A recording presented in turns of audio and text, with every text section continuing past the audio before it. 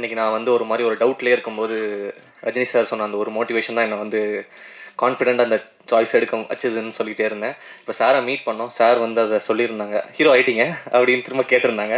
அந்த சர்க்கிள் அப்படியே கம்ப்ளீட் ஆன மாதிரி இருந்துச்சு. எனக்கு தெரிஞ்சு எப்படி சொல்கிறது, அன்னைக்கு இருந்த அபியும் இன்றைக்கி இருக்க அபியும் வேறு வேறு ஒரு பர்சனாக நான் ஃபீல் பண்ணேன் அன்றைக்கி. அண்ட் முதல் நன்றி ப்ரெஸ் அண்ட் மீடியா. ரொம்ப ரொம்ப சந்தோஷமாக இருந்துச்சு. ஏன்னா மதன் சொன்ன மாதிரி நானும் மதனும் அங்கே தான் உட்காந்துருந்தோம். உட்காந்துருக்கும் போது எல்லோரும் சைலண்ட்டாக கொஞ்ச நேரம் படம் பார்த்துட்டு இருந்தாங்க. மதன் ப்ரோ என்ன ப்ரோ இந்த காமெடிக்கெலாம் சிரிக்கவே மாட்டேங்கிறாங்க அப்படின்னா, உனக்கு உனக்கு புதுசு இல்லை, எனக்கு பழகிடுச்சு. டூரிஸ்ட் ஃபேமிலிக்கு நானும் இப்படி தான் இருந்தேன், ஒன்றும் பிரச்சனை இல்லை, அவங்க உள்ளுக்குள்ளே ரசிப்பாங்கன்னு நினைக்கிறேன், வெயிட் பண்ணுங்கள் அப்படின்னு சொல்லிட்டு கொஞ்சமாக எல்லாருமே ரெஸ்பாண்ட் பண்ணி அதுக்கப்புறம் படம் முடிஞ்சோன்னா அவ்வளோ அழகாக அந்த படத்தை வெளியே கொண்டு போய் சேர்த்திங்க. நல்ல நல்ல ரிவ்யூஸு. மதனே வந்து ப்ரோ என்ன ப்ரோ இப்படிலாம் எழுதுறாங்க அப்படின்னா, ஆமாம் அப்படி தான், அவங்களுக்கு பிடிச்சிச்சுன்னா அப்படி தான் பண்ணுவாங்க. நல்லா கொண்டு போய் சேர்த்திங்க. எல்லாருக்கிட்டையுமே வந்து இப்போ கூட சார் கூட காமிச்சாங்க, ஹீரோ கதாநாயகனை பார்த்தவுடன் பிடிக்கவில்லையா அப்படின்னா, பார்க்க பிடித்துள்ளது அப்படின்னு பார்த்துருந்தாரு. அதெல்லாம் பார்க்கும்போது ரொம்ப சந்தோஷமாக இருந்துச்சு.